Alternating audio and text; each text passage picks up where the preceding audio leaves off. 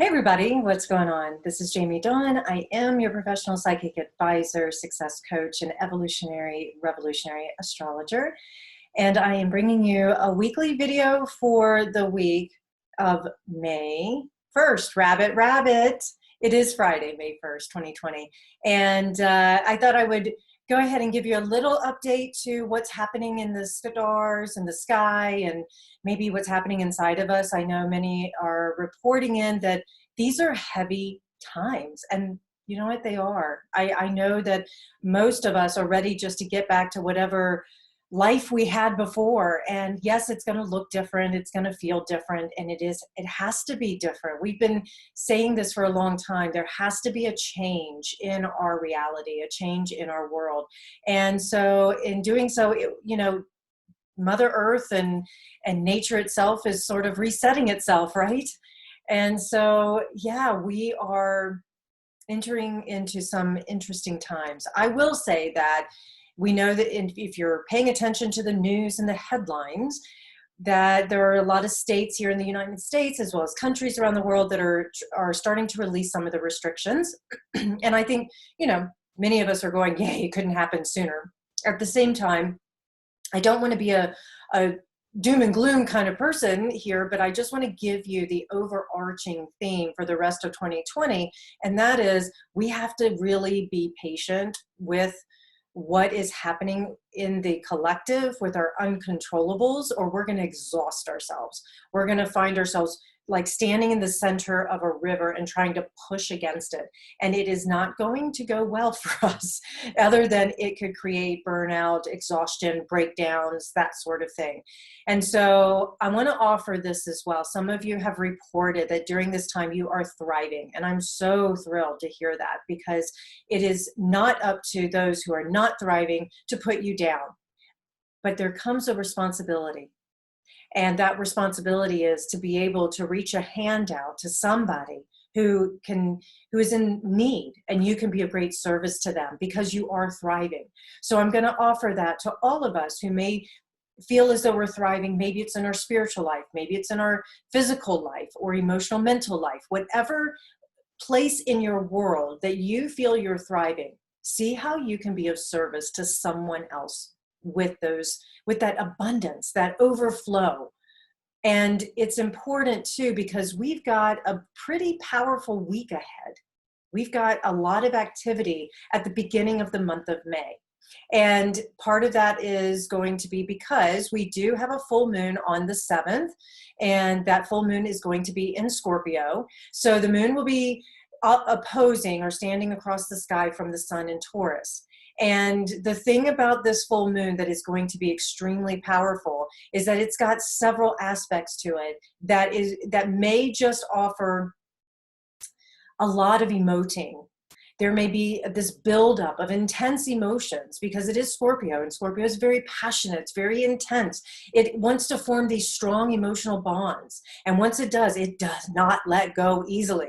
So full moons in Scorpio are difficult for letting go of something that we may be clinging to, because the sun in Taurus is this I possess kind of mentality. And we have to be careful about possessing to the point of hoarding. You think about what happened at the beginning of this pandemic. Everybody started buying toilet paper and tissues and hoarding them. And so at this time, it is possible during this full moon week that we start to see more toilet paper on the shelves and people sharing resources like that. So this could be a really great thing.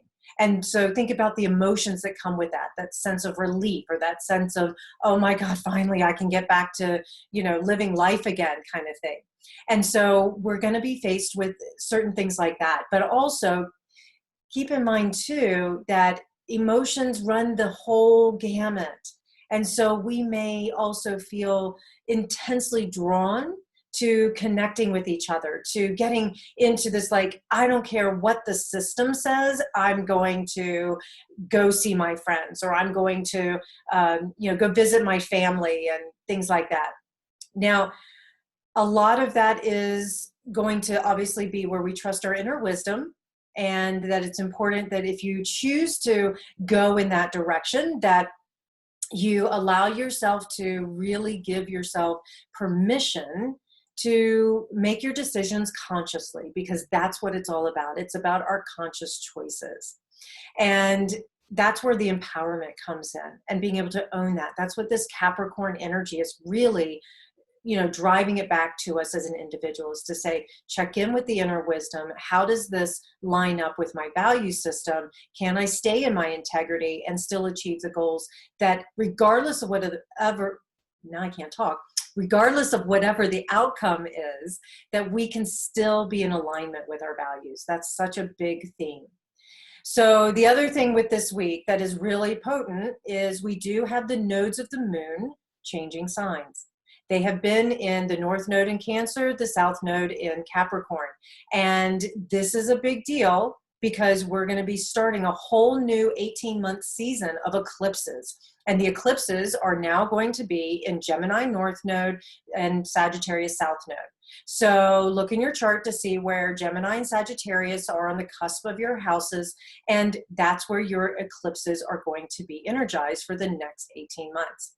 And in doing so, we may be finding that our focus is more on education and travel and transportation, communication and writing, teaching, all these sorts of things that are very Gemini and Sagittarius. Also foreign affairs, maybe where we develop our own philosophies. A lot of people are being challenged with their faith and their ideas about who they are, how this world is supposed to work.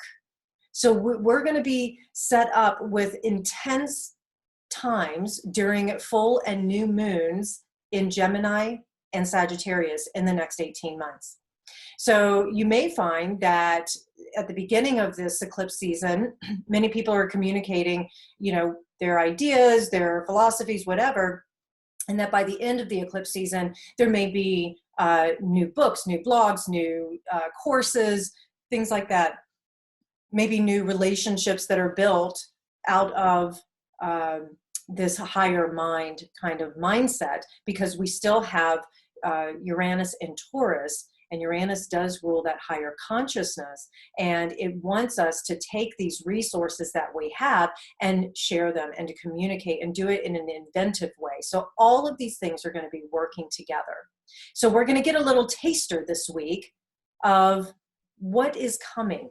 And I think May is going to continue to bring us new moments, new, just tiny little tidbits of where we're going in our next cycle that's coming, a next 200-year cycle that I've talked about before, but this 200-year cycle where the age of Aquarius really comes into play, because we've got Jupiter and Saturn moving into Aquarius at the end of this year.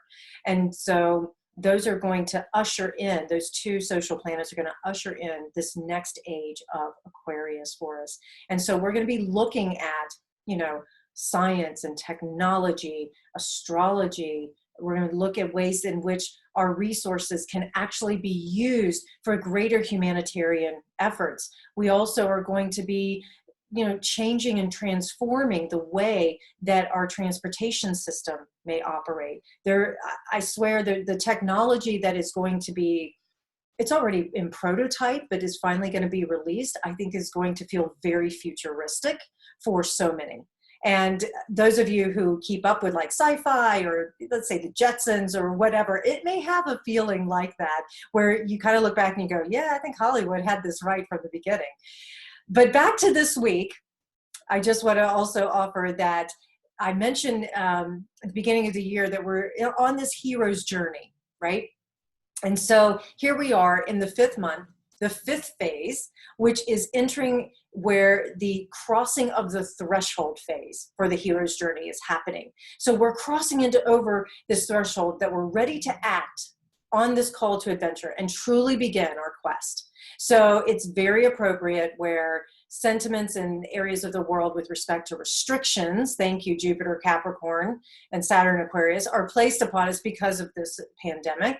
And I dare say that we're still in these strange, heavy feeling times for a while. But as the main character of our lives, we may be willing to begin our quest or feel forced to take some sort of action. And so we're going to feel this week, especially with the full moon and the intensity of the emotions of this full moon, that it may spur us to get ourselves out there, to have conversation, to mix things up and make things happen. And in doing so, it could launch some really cool ideas. It could launch new relationships. It could solidify some things in our lives that maybe we, have been feeling like we're on standstill or we're on hold. And so this could be an opportunity for us to really bond on an emotional level with something near and dear, someone near and dear to our hearts. The other thing, I just want to give an overarching theme for the month of May, and that is, yes, Gemini is going to be retrograding, and I'll talk about that on next week's video, but it does retrograde this month, and it retrogrades in Gemini, and it's going to be squaring off with Neptune. And so this whole thing, this theme, if you will, for the entire month of May with Venus is that, remember that Venus rules values and relationships and finances and attraction and what we give and receive. And with Venus moving retrograde and squaring off with Neptune all month, really, and it has an exactitude later in the month, but when this happens, we're going to feel a slowing down, if you will, maybe an internalization of, checking in with what we value. But with Neptune involved, there could be some illusions that are created. We may feel a bit delusional at times when it comes to our money or our relationships. And so we're going to have to really be careful about not overspending or maybe buying on impulse or, when it comes to relationships, we may decide that, hey, the rose-colored glasses are so much better than the reality right now. And so we may give ourselves over to fantasy, which is fine. But just keep in mind that when Venus moves direct at the end of June, that things may not be what they appear, or it may not be as great as you think they are. Now, granted, with a square, there's a dynamic tension. And so this moment in time, if you will, for the next 2 months, it could be that because you've created this beautiful experience, because that's really what it's about, create an experience and just enjoy the experience. And in doing so, creating that experience, you may actually find that when Venus goes direct at the end of June, that you now have something more concrete to work with. It's like, okay, the fantasy's gone. Now, how do we build or start this relationship in a realistic way? I can honestly say, I don't know that these next 2 months are going to invite a lot of realism. We may be forced to deal with it, but on the other hand, we may not want to, right? So this is a great time to work behind the scenes, maybe get those taxes, finished, even though there's an extension on filing them, go ahead and get them done. It may be that there's a lot of, say, undercover relationships that are happening, and that you get to enjoy just kind of pulling away and escaping and retreating into just being with each other. And new relationships that get started at this time are not necessarily a bad thing. So I want to just bring that to light, that if you are toying around with, do I date during this time, as hard as it may be, or do I try and solidify a relationship? It's really okay. Just keep in mind that you may want to do it in the background, in the quietness of the world and of life in general, if you will. So all that to say, this should be such a great opening week, intense opening week.